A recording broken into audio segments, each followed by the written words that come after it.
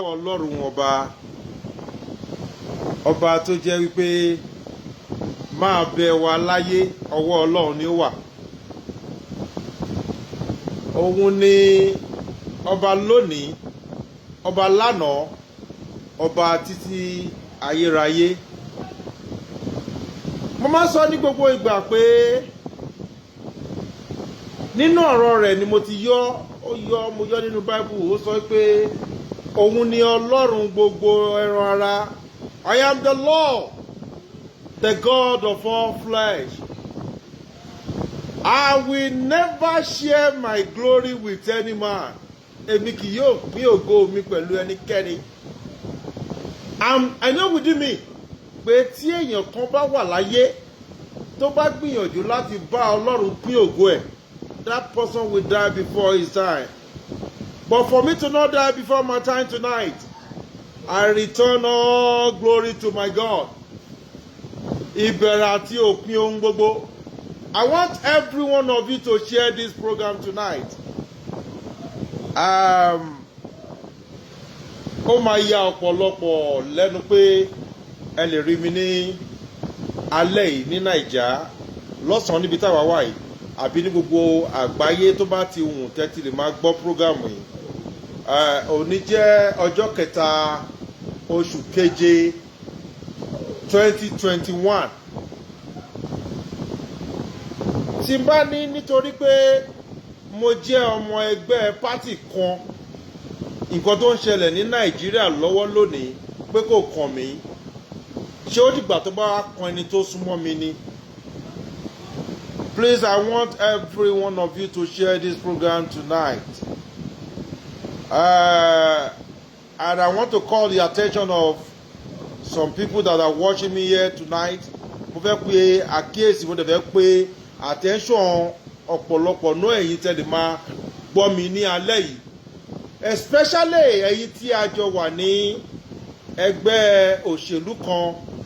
You all know that I belong to APC as a party.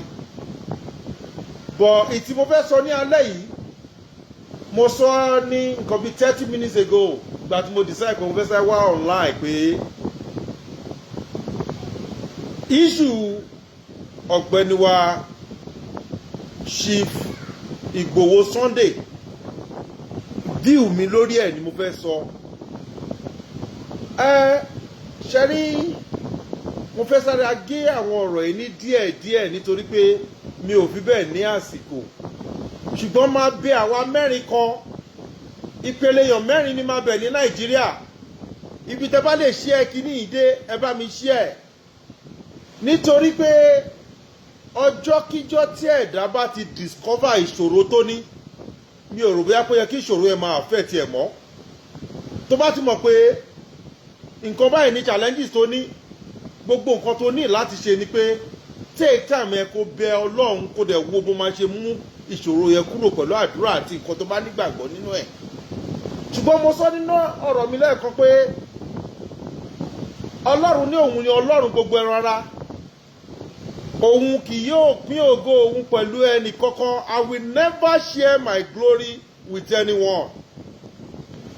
Ní ìgbà EndSARS, mo bọ́ta mo apologize lọ́wọ́ ọmọ Nàìjíríà pé kó ṣe àforíjì fún mi pé mo pẹ̀lú àwọn tó sọ wípé we want Buhari for second time.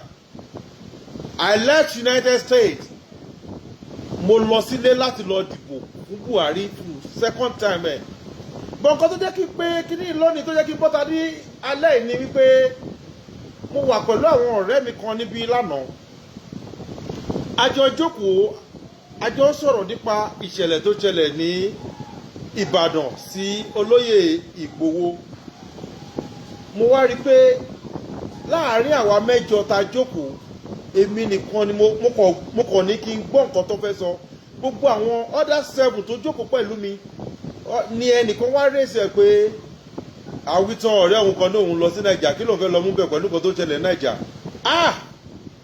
Níbi tí mo jókòó sí, mò ń sọ lọ́kàn ara mi pé mo pẹ̀lú àwọn tó kó rẹ́dẹ̀rẹ̀dẹ̀ bá àwọn tó wà ní abroad tí wọ́n lè lọ́lé mọ́ nítorí pé àwa la pariwo pé we want Buhari for second time. Ṣùgbọ́n ní alẹ́ yìí lónìí tó jẹ́ ọjọ́ kẹta oṣù keje 2021 ọ̀rọ̀ tí mo fẹ́ sọ bí ó ṣe wà nínú ọkàn mi àbí bí òye ẹ̀ ṣe yé mi. Mo máa ń sọ ní gbogbo ìgbà pé tí n bá ti ro ọ̀rọ̀ tí n bá jù sọ́tún tí n bá ro dáadáa kí n tó sọ sí orí afẹ́fẹ́. Tó bá jẹ́ ọ̀rẹ́ mi tímọ́tímọ́ tó love mi nítorí pé a wà ní the same political party, tí bá wá sórí social media tó bá rí pé mò ń ṣe irú kan tí mò ń ṣe tí ò bá tẹ́ ẹ lọ́rùn block mi, má bá mi ṣe mọ́. Nítorí pé a lè máa sọ wípé nǹkan kan ò dáa kí àwa fúnra wa máa ṣe nǹkan tó worst jù bẹ́ẹ̀ lọ. I want to call the attention of gbogbo àwa tí ọ̀rọ̀ bá kàn, gbogbo àwọn tí ọ̀rọ̀ bá kàn Nàìjíríà. Ṣé rí èèyàn mẹ́rin ni mo fẹ́ bá sọ̀rọ̀ ní alẹ́ yìí. Ẹni àkọ́kọ́, àwọn ìpele àkọ́kọ́, àwọn tí mo fẹ́ bá sọ̀rọ̀ ni all the great men of God we have in Nigeria. Bóyá bàbá wa Adébóyè ni o, bóyá bàbá wa, I'm talking about all the religious leaders, whether you are a Christian or you are Muslim. Or let me talk to the Christian first. Gbogbo àwọn bishop, Oyedepo, gbogbo ẹ̀yin men of God tẹ́ ẹ̀ ń ṣe 9VG, tẹ́ ẹ̀ ń ṣe ìṣọ́ọ̀rù.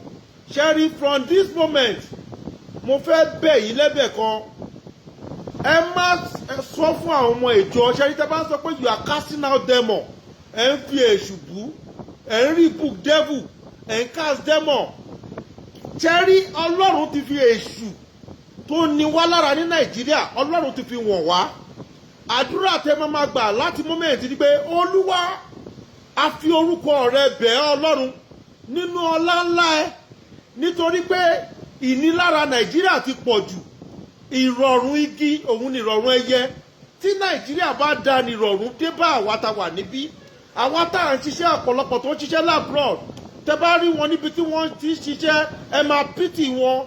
But a lè sọ wípé nítorí pé àwa ń live fine níbi tá wà, àwa ní ẹbí aláwọn ará nílé, àwa ní nǹkan tó ń ṣẹlẹ̀ ọkàn wá.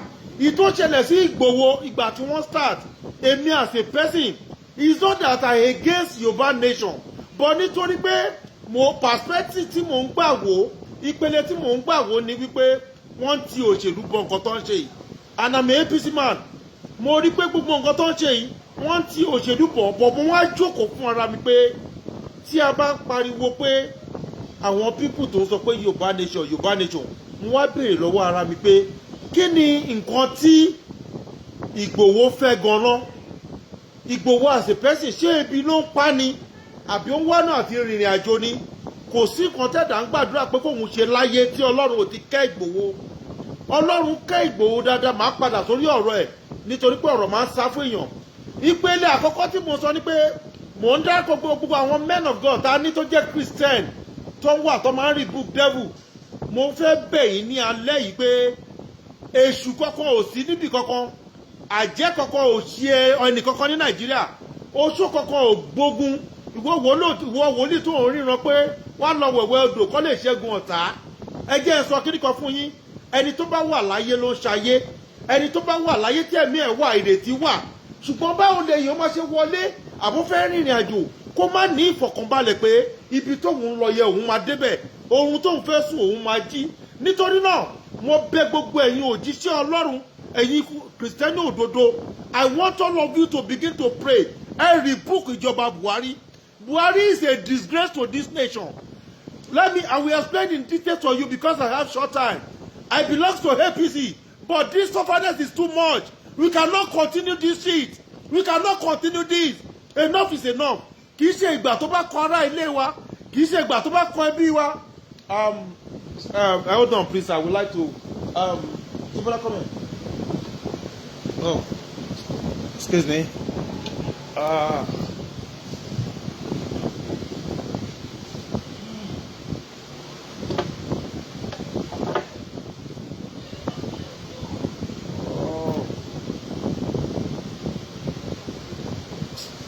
Oh my God. Ẹ jọ̀ọ́ ẹ má bínú nítorí pé mo ń try láti save time. mo ti gbàgbé pé mo ní appointment pẹ̀lú ẹnìkan and I would like to make it snappy láti bring a point mi. So gbogbo ẹ̀yin pastor gbogbo ẹ̀yin wòlíì ẹ dìde lọ́wọ́lọ́wọ́ yìí from this moment ìṣọ́ọ̀rù tẹ bá ń ṣe ẹ má béèrè ọ́fìn lọ́wọ́ ọmọ ìjọ ẹ má ìran tẹ bá rí pé oṣù kan wà níbì kan àjẹ kò sí oṣù kankan ẹ̀yin ẹ kọ́kọ́ bí ìjọba burúkú ìwóná ẹ̀yin ẹ gbàdúrà pé gbogbo èyí tó ṣẹlẹ̀ gbogbo àwọn tó ní mẹ̀kúnnù ìlara látòrí anybody tó bá wájú lọ́wọ́ sísú ìṣubú nàìjíríà lọ́wọ́lọ́wọ́ yìí because the reason why I'm saying this is that mo ti sọ lákọ̀ọ́kọ́ pé I would like to apologize from good people of Nigeria reason mo fi apologize ni pé a wá sílé a ní we want change we want Buhari to continue reason tàbí sọ bẹ́ẹ̀ ni pé a ní ìgbà tí Saraki jẹ́ senate president a ní Saraki pẹ̀lú àwọn tí ò jẹ́ kí Buhari ṣe nǹkan tó yẹ kó ṣe Saraki ti kúrò as a senate president we have Lawan as senate president we have Gbajabiamila as what's the name as a speaker of the house of rep so we have what it takes láti sọ pé nǹkan tá a fẹ́ tí Buhari fẹ́ kó wáyé ẹ wo situation security report of Nigeria ní fọkànbalẹ̀ gbogbo àwa táwa labroad kì í ṣe gbogbo wa la fẹ́ ká dúró sí ìlú yìí we want to come home enough for this I want to appeal to all men of God gbogbo ẹ̀yin bishop ẹ̀yin gba offering lọ́wọ́lọ́wọ́ yìí àdúrà tí mo fẹ́ kẹ́ gbà ní pé ìjọba yìí olúwa lọ́nà ìdọ́kọ̀nà ibi tó bá ti lè bá wa bìwó olúwa we want to write and we want to see your hand gbogbo ẹnikẹ́ni ní nàìjíríà tó jẹ́ ọ̀tá nàìjíríà tó for instance let's take a look at it ẹ jẹ́ ká wo dáadáa ẹ wo Ghana ní ìgbà kan àwọn Ghana ló wá rán bàtà fún wa àmọ́ tó bá ti bọ́ síta báyìí Ghana ló ṣe shoemaker Ghana là ń pè but go to Ghana now Ghana is okay wọ́n ní iná wọ́n ní everything security wọ́n wà okay àwọn tó wá ní gbogbo ẹ̀ lọ́wọ́ tó lọ ń kẹ́ kí ló dé tí a ṣe lè ní kàkà tó yẹ kẹ́ lé nǹkan tó yẹ kẹ́ lé lọ ẹ fi làpálàpá lẹ̀ ẹ ní Ìgbòho ní problem yìí we are going to collectively we are going to rebuke it and I would like to call the attention of all imam gbogbo ẹ̀yin chief imam gbogbo ẹ̀yin àáfà tẹ́ ẹ̀ fa kéwù tẹ́ ẹ̀ fa tírà tẹ́ ẹ̀ ṣàdúrà fáwọn èèyàn ẹ dìde ẹ bẹ̀ Ọlọ́run lórí ìjọba Nàìjíríà we need God intervention divine intervention on this thing ẹ̀yin kẹta tí máa bẹ̀ ẹ̀yin ìyá wa ẹ̀yin arúgbó aṣọ má balẹ̀ ẹ̀yin tẹ́ ń jáde ńlẹ́ lálẹ́ tẹ́ ń wọlé láàárọ̀ ẹ̀yin tí ò fúnni ládìyẹ tí ń gba odindi ẹran lọ́wọ́ ẹni ẹ jọ̀ọ́ torí Ọlọ́run gbogbo ẹ̀yin aláwo ẹ̀yin oníṣègùn pẹ̀lẹ́sìn kan àbáláyé gbogbo nǹkan tẹ́ bá ní tó jẹ́ nǹkan bí agbára I want all of you to rise up now and rebuke this government enough is enough this killing is too much we don't want it again we don't want this government again and in fact ó tì mí lójú pé I belong to this present administration ó dùn mí pé mo pẹ̀lú àwọn tó tún Nàìjíríà sí rẹ́jẹrẹ̀dẹ̀ tí wọ́n rí Buhari is a disgrace of our nation we have to rebuke him we have to go against him this is unfair we cannot sleep call lónìí call lọ́la wọ́n pè wá lóru wọ́n pè wá lọ́sàn because of the bad government I want to appeal to everybody gbogbo ẹ̀yin oníṣẹ́ gbogbo nǹkan kíkọ tó bá nígbàgbọ́ ọ̀nù ẹ̀ bóyá àáfàá ní ẹni o bóyá wòlíì ní ẹni o ṣẹ́rí ìpele kẹrin ẹ̀yin mẹ́sìs ẹ̀yin tẹ́ ẹ̀ ń wojú Ọlọ́run tẹ́ ẹ̀ ń bẹ Ọlọ́run tẹ́ ẹ̀ ń wò pé kíní yìí kò lọ báyìí ẹ̀yin náà ẹ bẹ Ọlọ́run ẹ tọrọ nǹkan tó bá fẹ́ ìjọba yìí tí Ọlọ́run bá lè bí ìjọba Abacha wò kò sí nǹkan tí Ọlọ́run ò lè ṣe I want all of you to just begin to pray gbogbo nǹkan tó bá lè fi gbàdúrà ẹ fi gbàdúrà we want God to intervene because ikú tó ń pa ojúgbà ẹni òwe ní pa fún ni. I am not desperate to become anything in life. If you are thinking that because I belong to the one party today and you want to work against me and you want to say, oh, we don't want him, to hell with you. Tí n bá ń jẹun, tí mo ń ráṣọ wọ̀, I'm okay. Bíbélì ní ká gbàdúrà fún Jerusalem wa, Nàìjíríà ní Jerusalem, àjò làwa wà yìí, àwa yá ìlú ìgbé ni. People are suffering at home. They cannot sleep. Àwọn ọmọ wa tó graduate, wọ́n lè tó bá wọ́n ti jáde ní school. Kì í ṣe nǹkan tó tẹ́ wọn lọ́rùn kan máa jẹ́ olóṣó. They all begin to move around. And the expectations things will change. It's getting worse more than that. We cannot continue that. Nǹkan tí a need, gbogbo nǹkan tí a bá ní ní ká fi bẹ̀ Ọlọ́run. Ìtí máa wá sọ kí n tó round up nítorí pé I don't have enough time. I have a lot of things to do. Nǹkan tí mo fẹ́ sọ ni pé Sherry, let me come back to the issue of Igboho. Ìgbà tí wọ́n bẹ̀rẹ̀ Yorùbá nation, me as a person gẹ́gẹ́ bí nǹkan tí mo sọ lẹ́ẹ̀kan, I was thinking that bóyá pé wọ́n ti politics bọ̀. But ibi tí mo ti wá rí pé I have no choice than to express my feelings, to express the way bí nǹkan ṣe yé mi, mo láti sọ bí nǹkan ṣe yé mi. Ìgbà tí gbogbo bẹ̀rẹ̀ gbogbo stop yìí, mo pẹ̀lú àwọn tó sọ wípé politics ló ń tì bọ̀, all this and that, Ìgbòho ńkọ́ ṣebí PDP man ní tẹ́lẹ̀, kí ló dé tó yẹ pé kò pariwo Yorùbá nation there about nígbà yẹn pé why tó wá fi jẹ́ pé ìgbà tó sì ń bẹ̀ mọ́, that is my thought pé why tó yẹ pé mo lọ́n lead Yorùbá nation kí tó ló pé lágbájá fẹ́ ṣe president ni. But mo á rí i pé nígbà tí Ọbásanjọ́ ń ṣe ìjọba, wọn bí èèyàn kankan dá lẹ́niwẹ̀ẹ́, kò sí nǹkan tó ń jẹ́ Boko Haram, kò sí nǹkan tó ń jẹ́ Hausa Fulani herdsmen and whatever, kò sí nǹkan tó ń jẹ́ bandit lẹ́niwẹ̀ẹ́, gbogbo ẹ̀ ń lọ, nǹkan lè má ti jọra wọn bọ̀, we still have that hope pé nǹkan máa change. Why tí gbogbo wa wá wò pé bàbá tó contest lẹ́ẹ̀mẹ́ta yìí tó sunkún yìí, let's try you. Gbogbo ìgbà tó parọ́ pé Fulani herdsmen pa àwọn èèyàn káàkiri, àwọn tó yẹ kẹ́ lọ máa gbé léyìí don't go lọ gbé wọn, ẹ wá wá sí ọ̀dọ̀ ẹni tó sọ pé wọ́n pa àwọn èèyàn, enough is all the tó ń protest jẹ́jẹ́ tiwọn. I will never be a partaker of injustice láyé, no matter. That is why my kind of politics is different. Pé mo wà ní party kan, ẹgbẹ́ mi wá ṣe nǹkan tó dáa, the best thing ni pé just leave me alone. Darkness and light cannot coexist. Darkness and light cannot work together. Òkùnkùn àti ìmọ́lẹ̀ kò lè ṣiṣẹ́ papọ̀ láéláyé.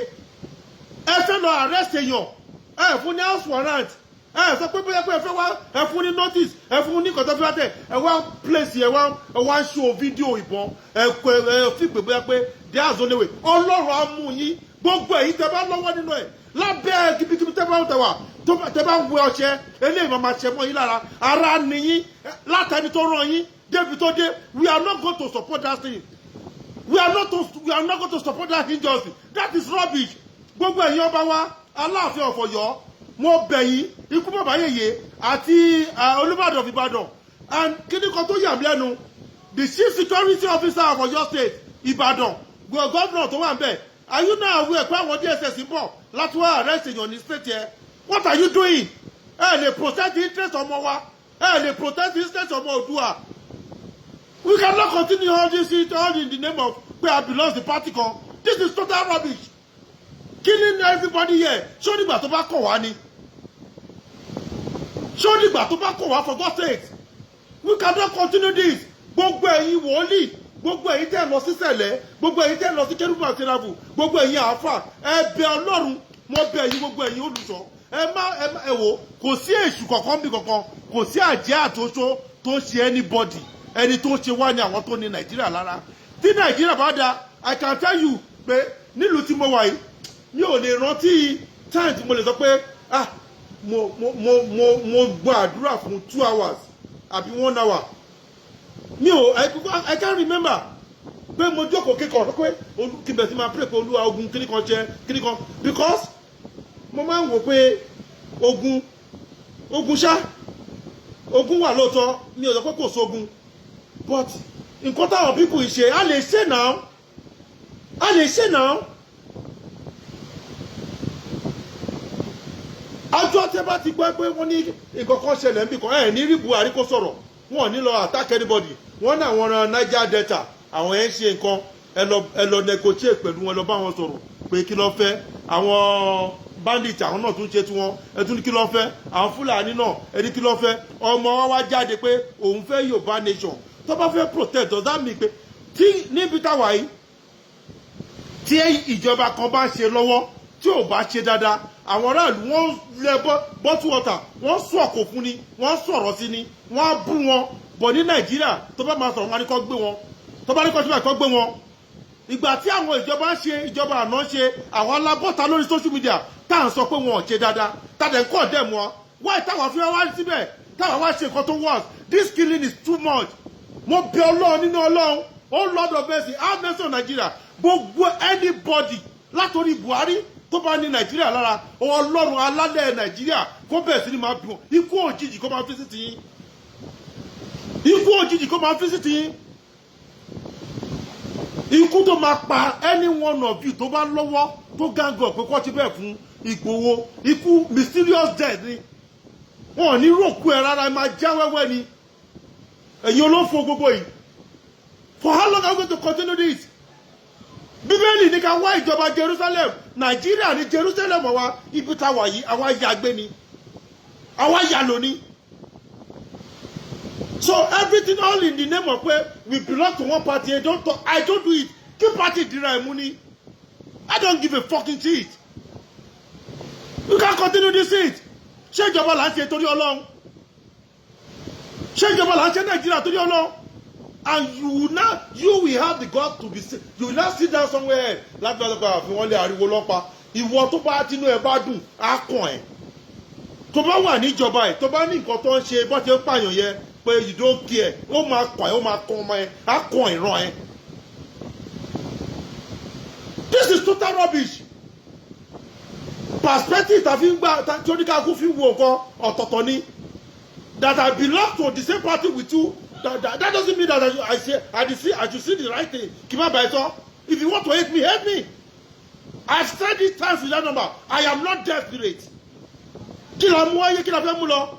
Òpin ọmọ ẹ̀dá ní ayé ikú ni. Kó bàjẹ́ fún èṣù àti iṣẹ́ ọwọ́ ẹ̀. Buhari is a disgrace to Nigeria. Abẹ́ Ọlọ́run nínú ọlá ńlá ẹ̀. Kó lọ jẹ́wọ́ agbára ẹ̀.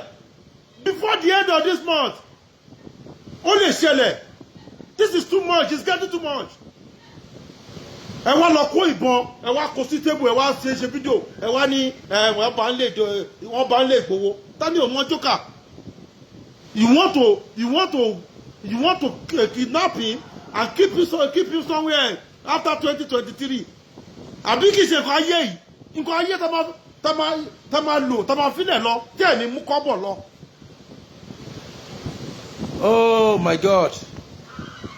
Let us pray and rebuke this government. This is enough. Ẹ fẹ́ wá lọ arrest èèyàn lé, ẹ fẹ́ arrest èèyàn lé, ẹ fún ní house warrant tàbí kí ló ń pè. Pé ẹ fẹ́ check ilé ẹ̀. The inflation is too much. Ẹ wá display ìbọn ẹni ẹ kó nínú ilé ẹ̀. And all in the name pé kẹ́lẹ̀ achieve èmi àbí kì í ṣe 2023 àṣìírè kọ̀rọ̀jọ kí ló fún yín ní pressure pé máa di 2023 kí ló fún any one of you pé máa di 2023 we can't just keep quiet because we are àwọn la sọ pé gọ́ọ̀mẹ̀ntì kan ṣe wọn ṣe dáadáa tí gọ́ọ̀mẹ̀ntì wa bá débẹ̀ ẹ jẹ́ kó bú wa ẹ jẹ́ kó sọ̀rọ̀ sí wa. Gbogbo àwọn ọmọ wa wọ́n graduate in school ẹ̀ rí wọn báyìí ẹlòmíì wà tí ọkùnrin bá sùn tó bá fún 5,000 máa ṣọpẹ́ ni wọ́n di olóṣó 3,000 naira 5,000 10,000 naira and you are now sitting somewhere else torí pé o ti ń gba owó kan tó ń kó jọ tó ń wó bí i pé o ti achieve ò ní fi ṣe kan re lágbára Ọlọ́run gbogbo àwọn mẹ̀kúnnù tó sọ́fà Nàìjíríà lọ́wọ́ yìí gbogbo àwọn tí yà ń jẹ ọlọ́wọ́lá hospital tí a ní ilé ìwòsàn tí a ní táwọn èèyàn kú untimely death táwọn èèyàn kú ní hospital gbogbo àwọn tó ń kú tẹ̀mí wọn ti lọ ọlọ́wọ́lá àgbàdúrà ní alẹ́ yìí gbogbo ìjọba kíjọba anybody tó bá lọ́wọ́ pé ẹ lọ gbé Ìgbòho ẹ lọ sí báyìí ẹ máa ṣọ́kú dànù ni. What a nonsense. This is total rubbish. Tí ìjọba kan bá ń ṣe tí ò bá ṣe dáadáa a máa sọ pé kò dáa tí àwa náà bá débẹ̀ tí ì bá ṣe nǹkan tó dáa ẹ bú mi ẹ ṣe pé ẹ sọ̀kò. That is nǹkan tó ń pè níjọba nìyẹn nǹkan táwa rí tàbí wá sọ pé a fẹ́ ṣe politics nìyẹn.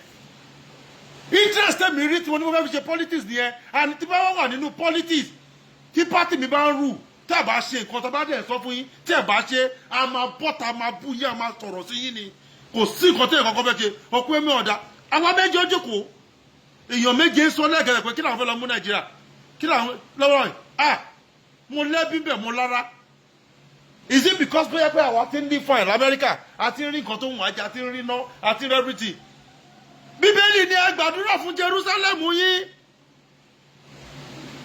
Nàìjíríà ni Jerusalem wa, aláti pray fún gbogbo ẹ̀yin tẹ́ bá ní churches, ìwọ ọmọ ìjọ tó ń lọ sí church, tí pastor àbí bishop àbí wòlíì ẹ tó bá sọ pé ìyá kan ṣe ẹ́ lẹ́kùn lé ẹ àbí bàbá kan ṣe ẹ́ kó rìbúkọ oṣó kó rìbúkọ àjẹ́, ẹ sọ fún pastor pé ẹ sà ẹ ti mọ ẹni tó ń ṣe yín, ìjọba yìí ni ẹ parapọ̀ kẹ́ gbàdúrà.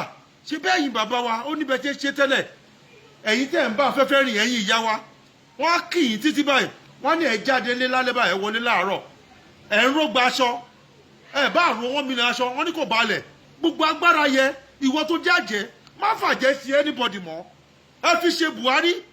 Ìwọ tó bá jẹ́ oṣó gbogbo agbára tó bá ní má fi ṣe ọmọ ìyá ẹ, má fi ṣe ọ̀rẹ́ tó ń bínú sí ẹ, fi ṣe Buhari. Buhari is a disgrace to Nigeria. All the enemies of Nigeria must die. I will never support injustice. Kí ló ṣe? Èèyàn agitate fún Yorùbá nation. Kì í ṣe pé àwọn support Yorùbá nation torí ọmọ àlè Yorùbá ló máa ní òun ò fẹ́ òmìnira.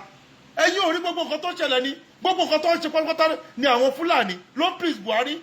Àwọn èèyàn kú ní Benue, Buhari ò lọ visit. Ọmọ wèrè ẹ̀ l'accident lórí ọ̀kadà ó lọ visit ẹ̀ hospital. Ṣé yẹn value life èèyàn?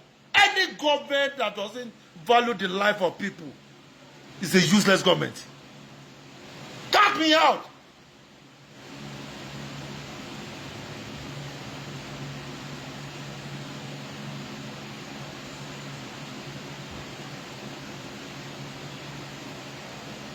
This is too much. Tẹ́ bá lọ sí church anywhere tẹ́ bá ti lọ, just tell your pastor or your alpha pé ẹ ṣàyẹ̀tẹ̀ ẹ̀yin ìyá wa ìyá Ọ̀ṣun gbogbo ẹ̀yin ìyá wa tẹ́ ní agbára gbogbo nǹkan tó fi ń bẹ Ọlọ́run ẹ fi bẹ Ọlọ́run. This government must end. Our enemy must die. Tí wọ́n bá kú tí gbogbo wọn bá kú ikú òjijì kó jábọ́ lórí plane kó kú kí gbogbo kí everybody gbogbo anybody tó bá ń ba Nàìjíríà jẹ́ kó kú kíákíá kí rọrùn dé bá wa. Aláti máa wá sílé ẹ̀rù ń ba àwọn tó wà ń bí èèyàn méje náà wà mẹ́jọ tá jókòó gbogbo wọn ní wọn ìjọ kí làwọn fẹ́ lọ mú Nàìjà ní Nàìjíríà tiwa táwa máa ń boast of pé Nàìjíríà the giant of Africa. Ẹ wá ní ká jókòó ká dákẹ́. Ẹ sọ fún pásítọ̀ ìyá Ọ̀ṣun ẹ lọ sọ́dọ̀ ìyá wa àwọn yèyé ẹ pé gbogbo àwọn tó bá gbà gbogbo nǹkan tẹ́ bá nígbàgbọ́ lé lórí iye now finally kí tó round up ọ̀rọ̀ mi ẹ̀yin ọba wa ní káàárọ̀ òjíire nílẹ̀ Yorùbá kábíyèsí o mo ti fìlà fún gbogbo ẹ̀yin orí adé o ṣẹ́rí mo fẹ́ bẹ̀ yín Haúsá ò lè gba nǹkan tó fi lọ̀ wá yìí gbogbo nǹkan kí nǹkan tó bá jẹ́ àṣìṣe Ìgbòho tó bá jẹ́ àṣìṣe Sunday Ìgbòho ẹgbẹ́ ti sẹ́gbẹ̀ẹ́ bóyá nǹkan tó ti ṣe kan lánàá tó ṣe lónìí nǹkan tó ṣẹlẹ̀ sí Ìgbòho yìí ó lè ṣẹlẹ̀ sẹ́lòmíì tí wọ́n bá wá sọ́dọ̀ Sunday Ìgbòho lọ́sàn-án tó sọ pé wọ́n fẹ́ invite ẹ̀ tó sọ pé wọ́n ṣó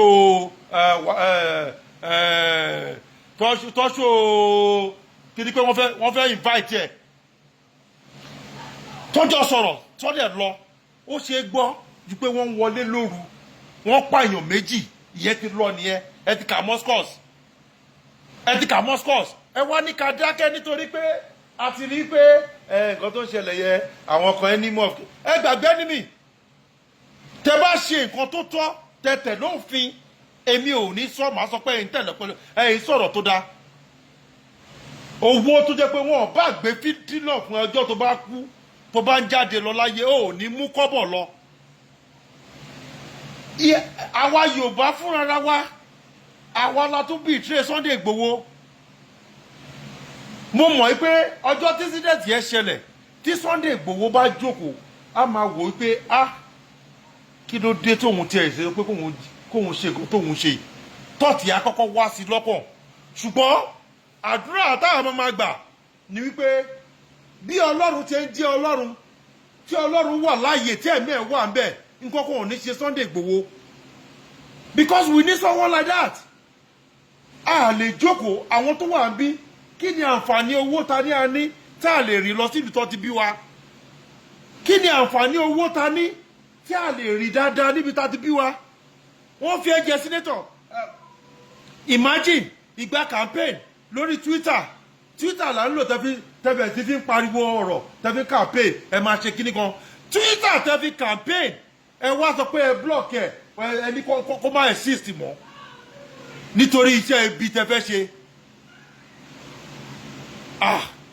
Ọlọ́run mú yín gbogbo ẹnikẹ́ni tó bá wù tó bá ti nú obìnrin jáde bóyá iṣẹ́ abẹ ló ṣe fún operation ló fi wá sáyé tó support injustice tó support gbogbo nǹkan tó ṣẹlẹ̀ ní Nàìjíríà yìí lágbára Ọlọ́run ìdílé àparun tọmọtọmọ. We cannot keep quiet. I will never be a partaker of that. tó bá jẹ́ wípé level tí mo ti ẹ̀gbẹ́ politics dé tó jẹ́ pé councillor tó kéré jù tí mo ti ṣe lọ́lọ́run sọ pé bẹ́ẹ̀ ni I'm okay but in a situation whereby kí wá rí nǹkan tí ò dákẹ́ oní kí n dákẹ́ tó bá fẹ́ dislike me people are suffering in this tó bá wo iṣẹ́ táwọn èèyàn ṣe níbi táwọn you will pity them working 16 hours 20 hours all in the name of pé káwọn lè jẹ kọ́ lè san bill àwọn tí lé náà máa béèrè wọ́n máa fún wọn tí Nàìjíríà bá da ṣé àwọn tó wà ní Nàìjíríà wọ́n máa disturb àwọn tó wà lábúrò ni tí Nàìjíríà bá da ẹni tó graduate ṣọ́ba ló máa ṣe olóṣó ni tí Nàìjíríà bá da ìyàwó ilé ṣọ́ba máa ṣàgbèrè ni ebi pa gbogbo àwọn èèyàn rí yẹn ṣe ìbá change tó tún ní tọrọ á manage tó fi jẹun tó wò pé káwọn tiẹ̀ wọ́n ní tẹ́bi bá kúrò ní ìṣẹ́ wọ́n ní ìṣẹ́ okùn díẹ̀ náà ó limit there but ó wá dé level tó jẹ́ pé wọ́n lè sùn wọ́n lè wo àwọn Fúlàní lọ káàkiri wọ́n pààyàn ó ṣe nǹkan kan sí you are the chief security officer of this nation of our nation you cannot do anything wọ́n dẹ̀ DSS kan wá ní agbára Ọlọ́run gbogbo ẹnikẹ́ni tó bá lọ́wọ́ sí nǹkan tó ń ṣẹlẹ̀ yẹn ilẹ̀ amú yín kí ló dé all in the name we belong all in the name of party wa ni ẹ jẹ́ ká máa no cut me out you cannot continue like that ìyẹn mo sọ fún yín mo ti bẹ̀ yín mẹ́rin tí mo fẹ́ bẹ̀ yẹn gbogbo ẹ̀yin all the men of God gbogbo ẹ̀yin pastor yẹ bàbá Oyèdépò bàbá Adébóyè bàbá Kúmúyì gbogbo ẹ̀yin men of God pátápátá dórí àwọn wòlíì what's the name of this man gbogbo yín pátápátá ìṣòru ẹ ṣe ìṣòru kẹbẹ Ọlọ́run èṣù kọ́kọ́ ò ṣe anybody mọ́ àjẹ́ oṣó Ádámù ṣe lẹ́pọ̀ ò ṣe anybody èṣù tó ń ṣe wá ogun tó ń jà wá Nàìjíríà ní ìjọba bad leadership ta ní àwọn ọ̀tá wa let's pray and rebuke them ẹ yé cast out demon tẹ́ ìtẹ́fojú rí ẹ cast it out kò sí nǹkan tí Ọlọ́run ò lè ṣe gbogbo ẹ̀yin àfáà wa gbogbo ẹ̀yin sì fi mọ́ gbogbo ẹ̀yin tẹ́ mọ̀ tíra àfáà ẹ fa tíra lórí ìjọba tí ò bá da lórí bad leadership. Imagine wọ́n ní wọ́n protest I don't know how far it's true wọ́n ní wọ́n tún pààyàn kan ní Ọjọ́ta lónìí why ẹni tẹ́ ti pa ó lè jí mọ́ ni ẹni tó yìn ọ́ sùn pé òun fẹ́ make ẹ̀ ó yìn ní rètí because if God can turn my life for better láti ibi tó ti mú mi bọ̀ tó dẹ̀ gbé mi débi kì í ṣe agbára èèyàn ẹni tó bá yìn tiraka òun náà lè débi tó fẹ́ ẹni tó ń tiraka ó lè achieve goal ẹ̀ ẹni tó ń tiraka ó lè make ẹ̀ but in a situation whereby kó jẹ́ wípé eléyìí pa eléyìí kú ẹni tó ti kú kọ́ ṣé lè ti ń bẹ fún ni.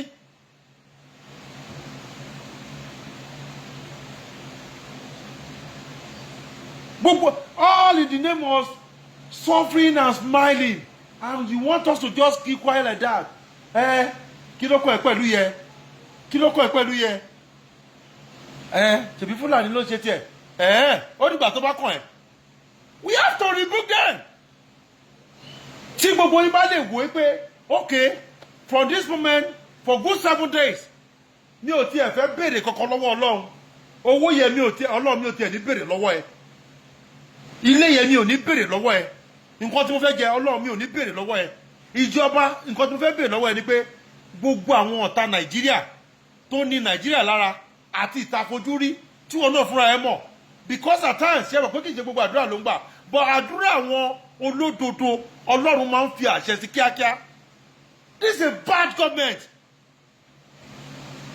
Mo ti apologize during the EndSARS apology tí mo ti pé mo pẹ̀lú àwọn tó kó Nàìjíríà sí rẹ́dẹ̀rẹ́dẹ́ because I campaign for this useless president or government whatever. Enough is enough. For how long are we going to continue this? Káwọn èèyàn má dẹ̀ lè free láti rìn láti ṣe anything.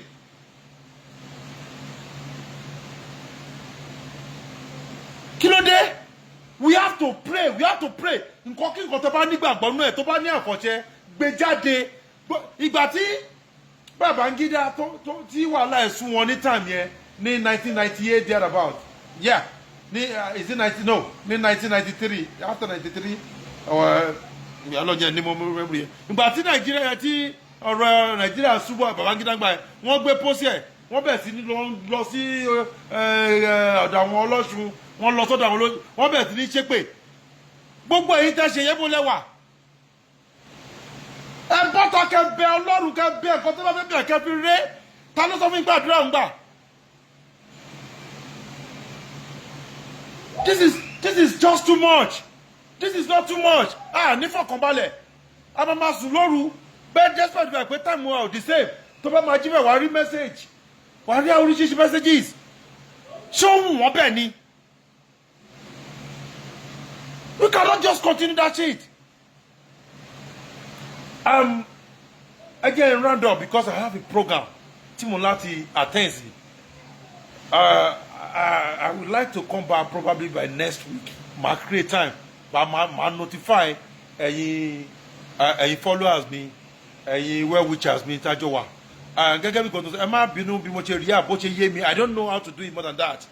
Just accept the way tí mo fi present issue ẹ ní òní nǹkan tó ń ṣẹlẹ̀ ní Nàìjíríà lọ́wọ́lọ́wọ́ lónìí àpapọ̀ wa ló kàn so we have to just use whatever we have or we believe in láti make sure pé a fi eradicate ẹ ní agbára Ọlọ́run ibi ò ní kún ọ̀wọ́ tó ń wò mí àti ẹ̀yin tẹ́ ní opportunity láti wo program yìí àti ẹni tí ò ní opportunity láti wò ó sìn tó yẹ pé ó máa padà wá jẹ́ tó máa padà wá wò lágbára Ọlọ́run ilé àtọ̀nà yìí ò ní dàrú but nǹkan tó ń ṣẹlẹ̀ lọ́wọ́lọ́wọ́ yẹn nǹkan tí gbogbo wa láti dìde fún ni nítorí pé ìgbà tó bẹ̀rẹ̀ mo ti sọ lẹ́ẹ̀kan náà ọ̀rọ̀ wípé ṣe la fi pé politics ló ń tì bọ̀ but níbi tí kíní ẹ̀dẹ̀ ń lọ is too much a lè sọ pé torí pé a fẹ́ ṣèjọba ká dẹ̀ wò pé killing adé máa wò pé wọ́n pààyàn wọ́n palẹ̀ wọ́n ká no.